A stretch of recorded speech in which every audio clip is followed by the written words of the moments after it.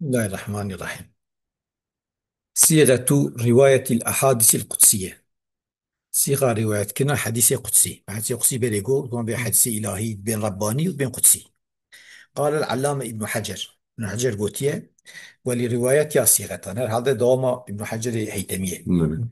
وتيد صيغة بهنا قالت يا بفيني فاندرا هي فاندرا بتكون فاندرا جميلة.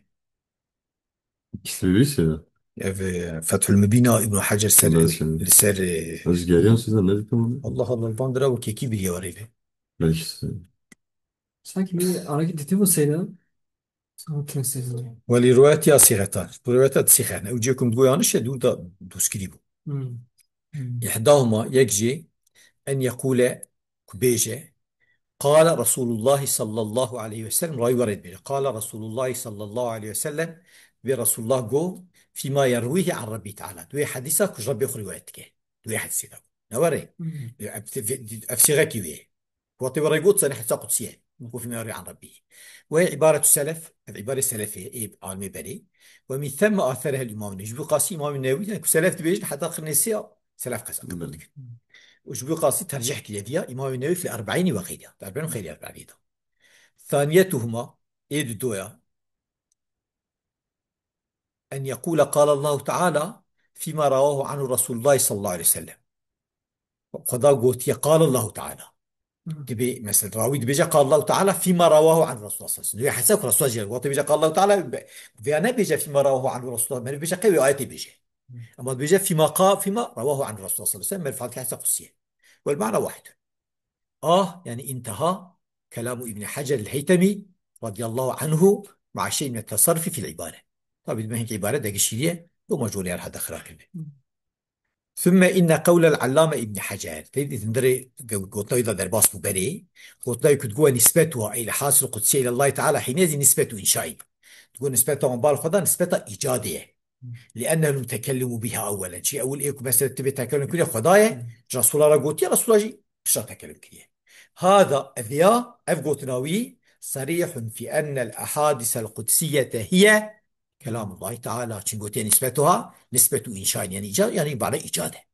إيه وزمان تبي حسي قدسي كلام خدانه. أما ولكن لم يبلغ حد الإعجاز والخصائص التي اختص بها القرآن الكريم. أما نجد درجة إعجاز وان أزلك في القرآن خاصة به نجد. Evet. كما أن بقية الكتب الإلهية النازلة على الرسل السابقين صلوات الله تعالى عليهم أجمعين لم تبلغ، كما أن بقية الكتب لم تبلغ ذلك أن أول شو كتاب الدنيا ماي إلهي يكون نازل نسر بيخنبري بري وموسى وعيسى وحزة داود وانا نوري أوجي لم تبلغ حتى الإجازة وكوا نجد حتى الإجازة ولم تنال خصائص القرآن الكريم ونجس وان أزلك وان تشتي خصوصياتي في القرآن ده. وقد ذهب كثير من العلماء قال لك عالم قوتنا شو يعني قوتنا إلى أن الحديث القدسية قوتنا حديث قدسي أثر ما كان معناه من عند الله تعالى يكون معناه يشترف خدايا ولفظه من عند رسول الله صلى الله عليه وسلم ويشغل ورابريننا ويشغل لفظ ما خدايا صلى الله جل جلاله. فهمت كان دي قلتنا مع ويشغل فرقة جد فرقة نجي أنا إشكال في الشيء ده جوقتي كو حديث قدسي أبي فرقة حديث قدسي وحديث دي ما شيء تزنيش معنا يعني حادثة بالي أمور دينن شو حد كينجا حادثة ما بغلا مشتي وقت بغلي أمور دينن لا بري وقت بتشي إنه ما رسوا يعني كبشر يعني بإنسانتي خبر دارنا شو ذاتن وانا نبغلا يجينا لا بري يعني خلاصة ويشاف في القاعدة قصي وحسد نجد بيشي ولا سري بيشتغل على هذا. Evet. خلاصة قلتنا وما كان معنا من عند الله واللفظ من عند رسول الله صلى الله عليه وسلم معناه اشترف قضاء ولفظه رسول الله. قال السيد الشريف الجرجاني، الشريف الجرجاني قلت يا الجرجاني في تعريفات تعريفه وهي تعريفات Hmm. مثلا دبي الحديث القدسي قلت دبي مثلا الحديث النبوي شرح مثلا نقفان بعض حديث ثانية يعني وك لغتي أو يعني تعريفات أو تعريف إن ده فازة إصلاحية. جا قلت حديث قدسي من حيث هو من حيث المعنى من عند الله تعالى حسيت معنى الشيف خدايه، ومن حيث اللفظ شوف ما بعد حيث جملة كان خبر وري عرفتك. Evet. سيدا وري قبلنا كذا سيدا بيجي كس وري هناك على بسخ وريتك سيدا بيجي ثاني عرب تري مرة شيء ناوي. halbuki van spikeri televizyonu bile oraya koyun. Demek tavarski oraya hep ye. Evet. رفعت خوين وقتی تبع رفعی خود ایجاد تی مثلا کو جبوچه نورمالدان جم مضافله مجوره مضافله مفرد مجوره ما جبوك غالب مضافله حيث جمله دفجي ورا دايش تكون جمله بله لا بقى بله مش خو zaten müellif şu جبوك في قرال زانن şu بوي düşünce yastık Evet. شو بدي انا بيجي عربات ورا بيجي ايديا مش بالفا ورا بله قالوا مؤلف اما انجا بيقولون مؤلف ترجع مثلا سكاكي كنا سكاكي دي بيجي جائزه مفرد كسائي نسكاكي كسائي بيجي إذا فضل مفتشي جائزة حيث مم. ذا يعني قولك ضعيفة بله قولك Evet. ضعيف يعني هابية أصلا ما بيجي هي هدكة مم. أما مؤلف بخو جيبوا قوي بربوني تشميش الجملة طالب برافعيش خد يعني هم عرب رافعي تلفظ كن هم مؤلف شيء رافعي كش Evet. وبلكي مثلا ما قوتني وانا بري أرشمش بك بلكي وان بخوجي وقت يكون مثلا شعر قوتيه وقت مفرد هاتيش بلكي بقوي تلفظ كرنه بلكي برافعي تلفظ كرنه وراكو أفتكر بكر وريتكن محتملا وريه يعني مم. خلاصة من حيث اللفظ من رسول الله صلى الله عليه وسلم حساسات استخلاف رسول الله ده فهو أصلا حساق قصيشية ما أخبر الله تعالى به نبيه بإلهام أو بالأنام بالمنام شيخ ربي العالمي إخباره في خبره اختيار بإلهامي أو في قلبي يجب خوي فأخبر عليه الصلاة والسلام عن ذلك المعنى بعبارة نفسي رسول الله جوي معاني بعبارة خوتي بلفظ خوتي وزمان فالقرآن مفضل عليه توري القرآن مفضل للسريع لأن لفظه منزل أيضا شنو لفظ القرآن يجي منزله مثل في الشريف تجي تعريفات أخذها حسب قصوى تعريف كلية يعني أصاص ورافي تعريف فرقة حسن نبوي وحسب قصينا ما Evet. وقال العلامة سعد التستزاني في شرحه على الأربعين شرح كتاب التستزاني صار 40 هي كان سبيتها صحيح نفس إنك قلت لنا صحيح بله يعني ابن حجر قال قبول كده تفتزاين ده ابن دقيق العيد كي وتش كنا راسته مم. نراسته شو دريوي ده كنا راسته إفادة كه يقول راشد مشكلة دريوي مثلا راتنا نقل كتكه بري ابن دقيق العيد مم. نقلش بري يعني مش بشتي ابن دقيق العيد بشتيوي يكي ابن دقيق العيد پیش دهات حتی که نقلی پیچه نامه انا ترابي نقلی ج یکی بری خوب کی تمام ترابي هي يكي نات كه بشتي ورت لي نقلي شو نقلي جيبكي مم. معني نو معني بشتي ويا بيه بشتي وي Evet. ما نقول عنهم بيه Evet. يبي كسين دبنا ناويه وش تبع كنا ها تبع كنا تحقيق كنا مم. لين بلكي الناس هذا يقاسر يشغلنا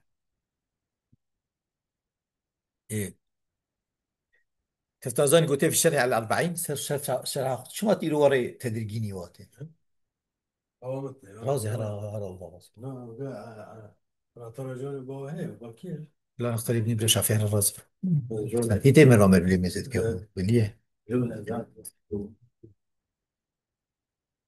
وقال العلامة بله السعد التفتزاني في شرح على 40 بله شرح قصر 40 قوتيه والفرق بين الحديث القدسي وبين القرآن وتفرقنا بين حديث قدسي وقرآني أن القرآن هو اللفظ المنزل للإعجاز لفظ كي كواتي ناز كريش بو إعجازي بله إذا حديث قدسي وقت الورات تعرفه أو بشكل بالش بيجيب شو أو بله يقول شيء قلت والقدسي ما أخبر الله تعالى نبيه عن معناه بالإلهام بالبناء قدسي جاء يكون عين وكا قلت وك تعريفاته بله تعريفات بله سيد شريف بله قلت قدسي ما أخبر الله تعالى نبيه عن معناه بالإلهام بالبناء يا بإلهام يا بنامه فأخبر النبي يعني يا بإلهام يا بتي قلبي يجد خودتيه بله فأخبر النبي النبي صلى الله عليه وسلم أمته جاء رسول الله شو أمته أخرى قلت بعبارتي عبارة خذ بله عن ذلك المعنى بعبارة خذ بمعناه بله يعني بعبارة حقوق الله مش بله فلا يكون معجزا ولا يسيلا لا معجزة ولا متواترا لا متواتر حتى قدسي بالقرآن كالقرآن الكريم يعني يعني وكا القرآن الكريم شو معجزة متواترة أو نوري بله وكاوين نمعز متواترة بله تمام عيني قوتيه يجي تفتزانيش وكا جوري قوتيه يمكن Evet. وقال علامة البقاء فصل القاف من كليات أبو البقاء هي أوجع عيني مثلا قوتي أوجع أودك المثل قافضة قرآن بله نورا بيج مثلا يسري وقاف بين تعرفي وانتك بله قلت القرآن ما كان اللفظ معناه من عند الله تعالى بوحي جلي اللفظ معناه اشتراك قضاء بوحي كاشا يعني آننا ملائكة نوري وأما الحديث القدسي كحديث القدسي فهو ما كان اللفظ من عند رسول الله صلى الله عليه وسلم ومعناه من عند الله تعالى بالإلهام بالله مثل كورا فيش دايش فرق واجهة أين أوجه وكاشوري نوري بله لفظ ويش جم رسول الله ومعناه ويش اشتراك قضاء يا بالهام خدا كريه يا أبيت قلبي ويا شيء خوني هل تجوك هبو. ثم حكى أبو البقاء حكاية كذا القول الذي جرى عليه ابن الحجر الهيثمي أو قوله قوتويا بريج بله الباصلو دبي فقال وقوتيا يعني أبو بله البقاء بيجي وقال بعضهم يعني ابن حجر بله قصدك بله دبي ابن حجر قوتيا القرآن لفظ معجز ومنزل بواسطة جبريل عليه السلام. قرآن لفظة معجزة وبواسطة نازل كلمة بواسطة جبرائيل. بله والحديث القدسي غير معجز وبدون واسطة. معجزة وبواسطة يعني أوجي لفظك أوجي لفظة أما معجزة وبواسطة. بله تمام يعني لازم بواسطة يعني بقى بإلهامية يا تخوني بخونية. يعني مثلا أن الحديث القدسي لفظ غير معجز ولا يختص بواسطة جبرائيل نخاص بواسطة جبرائيل يعني دبك جانا جبرائيل جبرائيل بيجي ونخاص به ما بالي قلت زاد. نعم. وقال علامة الكرماني في شرحه على صحيح البخاري كرماني شرح قصة صحيح البخاري قلت يا شرح الكرماني الله يبارك كتاب الشيء هذا شرح كتاب نوبي تنا لا ناس. من ذاك وقت نوبي من نوبي قلت شرح كرماني. فإن قلت تبيجي فما الفرق بين الحديث القدسي وبين القرآن كفرق وانشية تبيجي. قلت القرآن لفظه معجز ومنازل بواسطة جبريل يعني بقسم الدنيا تشتي وحي برن مثلا الرؤيا في المنام بله مثلا بإلهام بواسطة جبريل القرآن بواسطة جبريل. بله وهذا قدسي شيء غير معجز معجزة بدون واسطة بواسطة جبريل يعني لازم واسطة جبريل ده معناه يقرأ جد جانا جبريل هاتيه قلت بله بس قلت يا محمد يقول ربك لك كذا عن ساقط قدسية وجبريل قلت يعني معناه نبواسطة يعني لازم بواسطة جبريل بله بمعنى. ومثله يسمى الحديث القدسي والله وربانية في بين حديث قدسي بين إلهي بين ربانية هذا نواجي ليك مفهوم. ناس.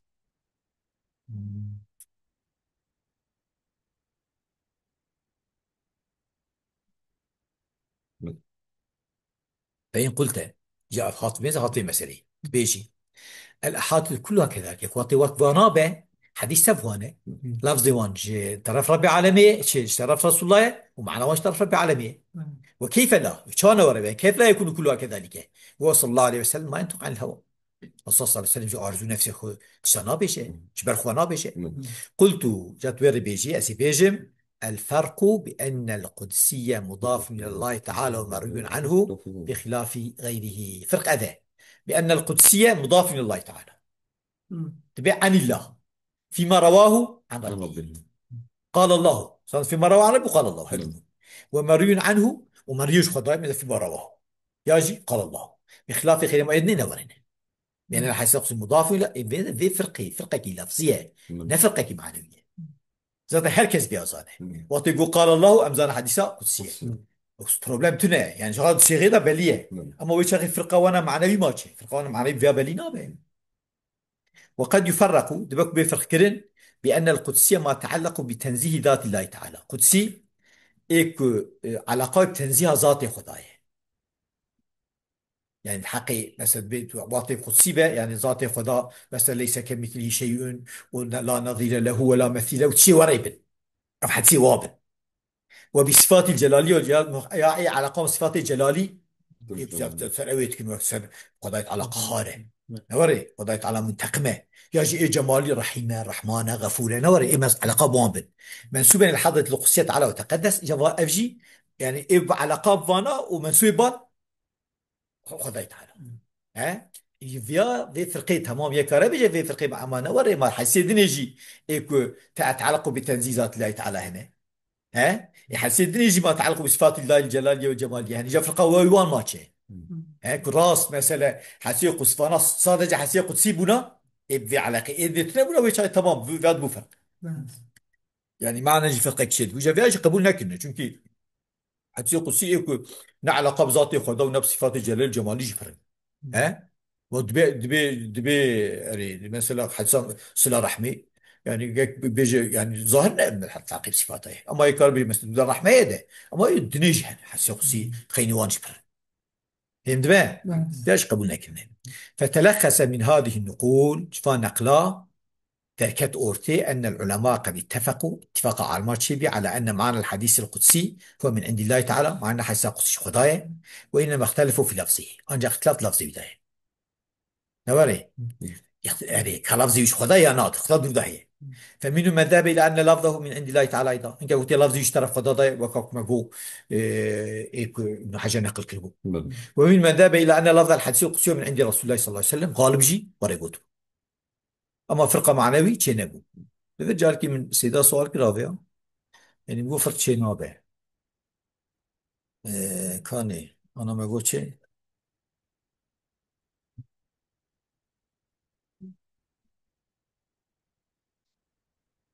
فرقة وقد يفرق من القسمة النووية بني من القسم مضاف لله تعالى ومروي عنه بخلاف غيره. يعني سيدا ويكسر فراد دقوق بالك فرقة كيوها طب ايش في لفظ فيها نايفهمي يعني في لفظ قدسي مضاف بالخداي ومروي شيء دقوق مثلا دبك مثلا ما اعرف جفر يعني دقوق فرقة كيوارد بمر بيجي طب بالفعل دقوق فرق شيء نابه فيها جد دقوق مر بيجي مثلا حديث قدسي وقت مروي انا يكي بشنجيكي مر بيجي هرا وها بيجي هو بيجي يعني مر وهرا بنزري بكلام مروا بيجي وحديثة قوي مثلا صادجة بيجي هرا فلان شيء حلفه شكي ورا يدقوا ما لفظ الرا بإفادة ناكل يعني دي لفظ إفادة ناكل أو فرقة كعيرية يعني بيجي قال المصنف رحمه الله تعالى هات نوري بس أمريت ساكنين بس بسم الله الرحمن الرحيم وآخر دعوانا الحمد لله رب العالمين.